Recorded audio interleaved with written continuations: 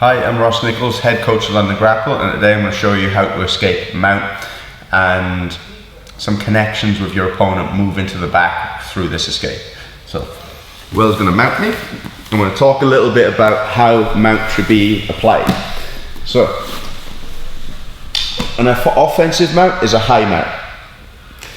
Will wants to be getting up underneath my arms, bringing his knees very high up here, looking to isolate my arms and then looking to submit me. So here my behavior should be elbows tight to my ribs and hands up by my neck here. To control me in mount, Will cross his legs underneath me and displace his knees behind me, allowing his hips to drop. Open your knees there, Will. And he'll raise his chest up nice and high here. This makes your hips very heavy, so the extent of my bridge is that. So here, drive your hips through. If your knees are off the floor, better. So what I've got to do to escape here is first unlock Will's legs. So if his legs are crossed, I'm going to pummel my legs inside and force them open. If Will was taking grapevines, which isn't my preference, but a lot of people do it. Lock one leg out straight, circle your heel back. Lock the other leg out straight, circle your heel back to your butt here. When you've cleared his control with his legs, make sure your heels stay very tight to your hips to stop him from collecting the position again. Now, from here, elbow's going to drop to the floor and I'm going to start working this down, turning onto my side. Now, key thing, I want to collect this leg.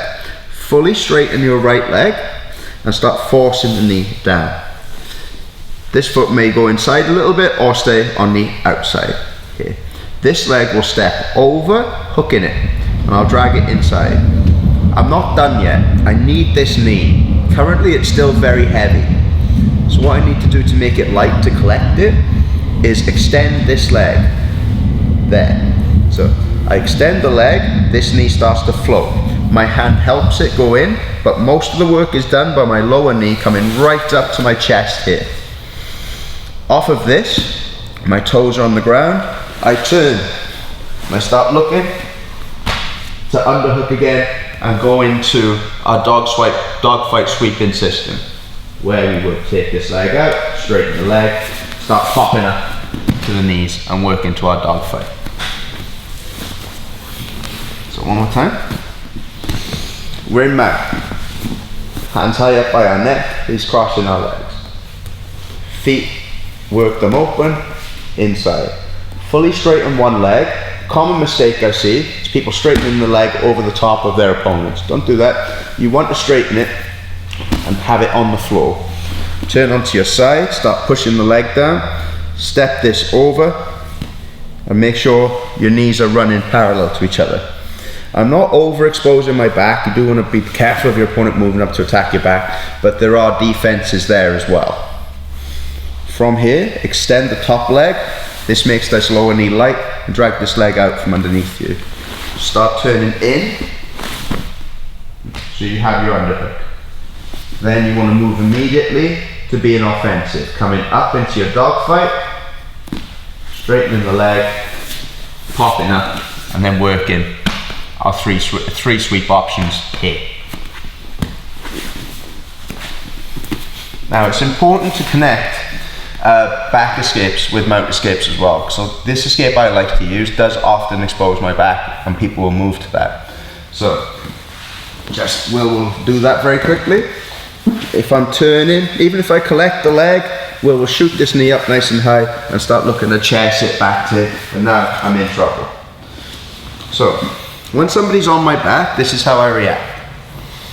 Both hands go to the choking hand, one by the wrist, one up closer to the elbow. Your feet should be close to your hips, so you're able to get your weight over your opponent. I will bridge. Here. All my weight's going through Will. I'll then clear this arm over my head, so the choking arm gets clear, not the underhooking one on the other side. The one over my shoulder, I bring over my head. Shoulder on the ground, other shoulder on the ground. Do not turn early. Both shoulders should be flat on the floor first before you turn. Now from here, I've got to keep my hips up all the way through this movement. If my hips drop, Will take mount again. Right. Which isn't a huge problem, because if you notice somebody's going to move up to take mount, this leg is very light as they transition. So as Will comes up to take mount, this leg will be easy to push in and collect. And then it will be easy for you to start switching to attack underhooks again. So both of these escapes support each other. Here, over, shoulder, shoulder. Keep your hips up to stop him from taking mount. From here to turn into your opponent, this elbow gets dragged down to your hip. This knee hits the ground. I'm bridging onto my head. This will then allow me to step over into my opponent's closed guard. It's not ideal, but it's better than having him on your back. So, using this escape from mount, I'm turning, I've exposed my back. The knee starts coming up to here.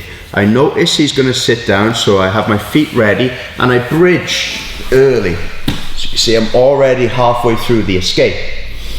Clear this over the head, elbow down to your hip, bridging hard, knee to the ground, allowing you to step over and working your way to close guard.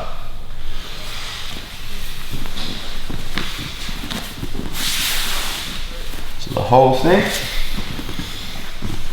I turn, going for this escape to collect this leg. Will sees it early, he looks to attack my back. I bridge early. I clear, maybe I don't clear this. Will starts coming up to mount, and I go back to my mount escape. As he's coming up, this leg will be light. Once the knee is between your legs, that's when you are allowed to turn. Looking to attack your underhooks and popping up to dog fights. So those two escapes go hand in hand. Transitioning between mount and back when your opponent is actively trying to escape one is very important, and reacting early to those transitions also hugely important. So there's a back escape and a mount escape for you and how they connect together.